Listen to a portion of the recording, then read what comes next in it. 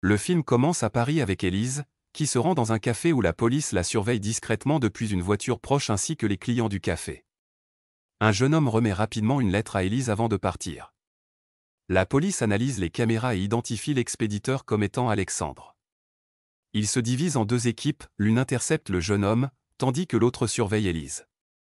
La lettre révèle qu'Alexandre demande à Élise de prendre le train pour Lyon et d'identifier une personne ayant une stature similaire à la sienne pour tromper la police. Après avoir lu et brûlé la lettre, Élise quitte le café.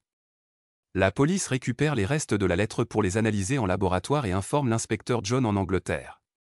Celui-ci rencontre son supérieur, qui déclare que 744 millions de livres ont été dépensés dans l'affaire Alexandre Price sans progrès concret. Malgré cela, John demande une dernière chance pour résoudre l'affaire. Il se rend ensuite au laboratoire pour examiner les photos envoyées par la police parisienne, découvrant que la lettre mentionne le train numéro 22 à destination de Lyon. Élise monte dans le train et, cherchant un passager ressemblant à Alexandre, s'assoit en face de Frank, un touriste américain et professeur de mathématiques. Ils décident de dîner ensemble car ils se rendent tous deux en Italie. Deux policiers, à bord du train, photographient Frank et envoient les images à John, persuadé qu'il s'agit d'Alexandre. John transmet immédiatement la photo à l'Interpol italien, demandant l'arrestation de Frank dès qu'il descendra du train. En ce moment, Frank et Élise sont toujours ensemble et attendent l'arrivée du train, prévu dans 10 minutes. Un employé du bureau de John découvre qu'un homme correspondant parfaitement à la photo est en fait Frank Tuplo, professeur de mathématiques à l'université de Madison, et non Alexandre Price. John avertit immédiatement l'Interpol italien pour éviter une arrestation incorrecte. Pendant ce temps, un collègue, voyant la photo de Frank, demande à son collègue si c'est vraiment Alexandre Price. Ce dernier lui dit que ce n'est pas son problème et lui demande de retourner à son poste. L'employé appelle alors Monsieur Shaw pour l'informer qu'Alexandre Price est à Venise. M. Shaw, enthousiasmé, demande à ses hommes de se préparer pour se rendre en Italie et prend son jet privé, changeant de direction pour Venise. Lorsque Frank descend du train et sort de la gare sans destination précise, il rencontre par hasard Élise, qui l'invitait à monter avec elle. Ils discutent pendant le trajet jusqu'à leur arrivée à l'hôtel d'Anilly, un établissement luxueux. Élise confirme la réservation de la suite royale à la réception, prend la clé et invite Frank à la suivre. Ils montent dans la suite, où Frank est impressionné par le luxe. Élise examine des vêtements et des bijoux dans un placard. Pendant ce temps, Monsieur Shaw arrive à Venise et ordonne à ses hommes de vérifier l'un des 3 hôtels de luxe de la ville, le Regina, le Brita ou le Danilly. Il leur demande de chercher jusqu'à ce qu'ils trouvent Alexandre, en précisant qu'il ne veut pas que ce dernier soit tué, car il souhaite récupérer les 2 milliards de dollars volés, mais permet de tuer la femme avec lui. Après cela, Élise et Frank dînent ensemble dans l'hôtel de luxe. Frank remarque que, bien que l'hôtel soit coûteux, il est improbable qu'il fournisse des vêtements ou des bijoux aussi raffinés. Il demande à Élise qui est derrière toute cette richesse et ces cadeaux. Élise lui explique qu'elle est amoureuse de quelqu'un qui, bien qu'il l'aime, la traite comme sa propriété et tente de la contrôler, ce qui la dérange profondément. Elle cherche une solution à ce problème. Après le dîner, ils se rendent à leur chambre d'hôtel pour la nuit. Le lendemain matin, Frank est réveillé par le serveur de l'hôtel qui lui apporte le petit déjeuner. Lorsque Frank indique qu'il n'a pas commandé de petit déjeuner, le serveur lui explique que sa femme avait fait une commande spéciale pour lui avant de partir. Frank réalise alors qu'Élise est déjà partie et se précipite pour la retrouver.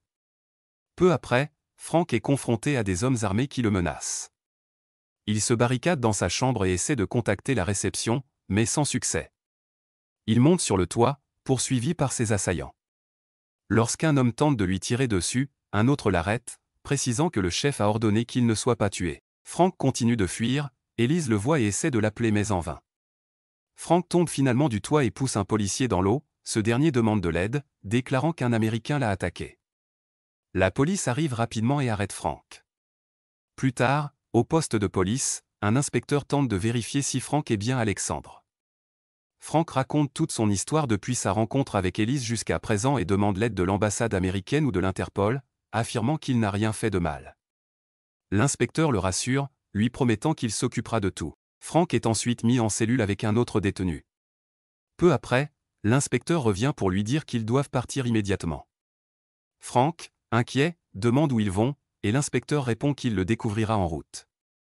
Le policier discute avec Frank pendant le trajet, lui expliquant que toutes les bandes criminelles en Europe pensent qu'il est Alexandre Pierce, entraînant d'importantes récompenses pour des informations sur lui. À leur arrivée, le policier attache Frank à la structure du bateau. Rapidement, des hommes armés attaquent, malgré l'ordre de Monsieur Shaw de ne pas le tuer.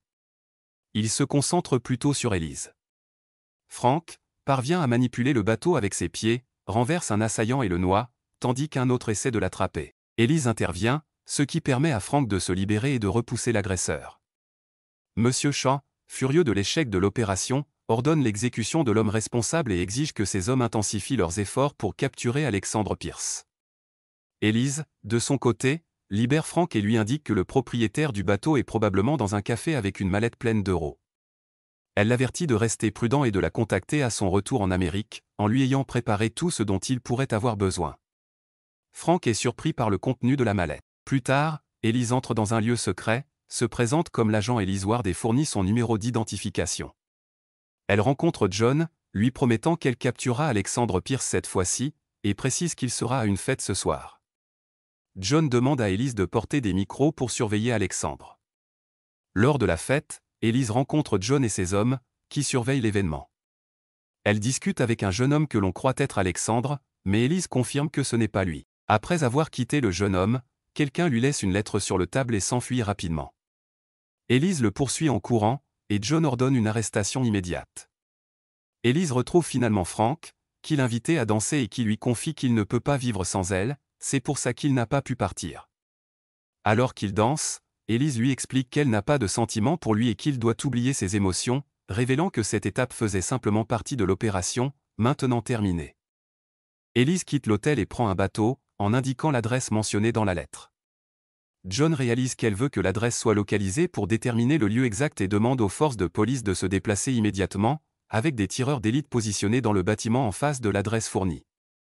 Pendant ce temps, Frank, qui cherche Elise, se retrouve face à John, qui est convaincu qu'il est Alexandre Pierce et qu'il ne le relâchera pas tant qu'il n'aura pas récupéré les 744 millions. Frank insiste sur le fait qu'il est un professeur de mathématiques et que les informations sont erronées.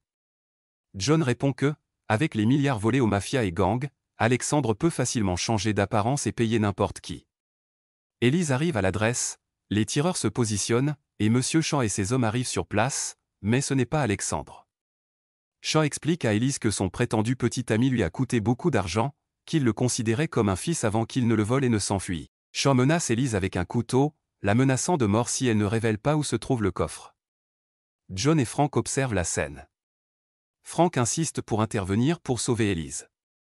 Les tireurs demandent à John la permission de tirer, mais il leur ordonne d'attendre l'apparition d'Alexandre Pierce. Elise, paniquée, finit par dévoiler à Shaw la cachette du coffre dans le mur, mais ne connaît pas le code. Shaw lui ordonne de tenter sa chance ou il la tuera. Pendant ce temps, John reçoit un rapport d'un tireur signalant un individu mystérieux sur les caméras, qu'il souhaite intercepter. En vérifiant les images, John reconnaît Frank, qui entre dans la pièce et demande à Shaw de laisser partir Elise en échange de l'ouverture du coffre. Shaw est surpris et demande comment Frank compte ouvrir le coffre. Frank répond qu'il saura comment faire et demande à Shaw de lui faire confiance. Elise, désespérée, explique à Shaw que Frank n'est pas censé être là et lui demande de partir, révélant à Shaw que les informations viennent d'elle. Shaw demande alors à Frank comment il a changé d'apparence en supposant qu'il est bien Alexandre. Frank révèle avoir eu une chirurgie esthétique coûteuse et des implants pour modifier sa voix. Pendant ce temps, les tireurs demandent l'autorisation de tirer à John, mais il insiste pour attendre l'apparition d'Alexandre. Lorsque le directeur arrive et révèle que l'homme devant eux est l'un des plus grands criminels du monde, il donne l'ordre d'ouvrir le feu. Les tireurs éliminent tous les présents sauf Frank et Elise. Frank parvient à ouvrir le coffre, prenant tout ce qu'il contient et disant à Elise qu'il doit fuir. Pendant ce temps, l'un des hommes de John annonce que Alexandre Pierce a été capturé. Il se précipite sur place, mais découvre que l'homme arrêté est le même que celui qu'Elise a rencontré à la fête. Il se révèle être un touriste payé pour se faire passer pour Alexandre afin de tromper la police. Sur les lieux du crime, le directeur trouve un chèque de 744 millions de dollars dans le coffre, représentant le montant dépensé par la police pour l'enquête. Il informe John qu'ils n'ont plus besoin de continuer la chasse. Dans la scène finale, Elise et Frank sont à bord d'un bateau. Elise demande à Frank pourquoi il a dépensé autant d'argent pour changer son apparence et pourquoi avoir choisi ce visage en particulier. Frank lui répond qu'elle s'y habituera avec le temps. On réalise alors que Frank est en réalité Alexandre Pierce, mais avec une nouvelle apparence, et le film se termine ainsi. Si le film vous a plu, n'oubliez pas de vous abonner à ma chaîne. À bientôt.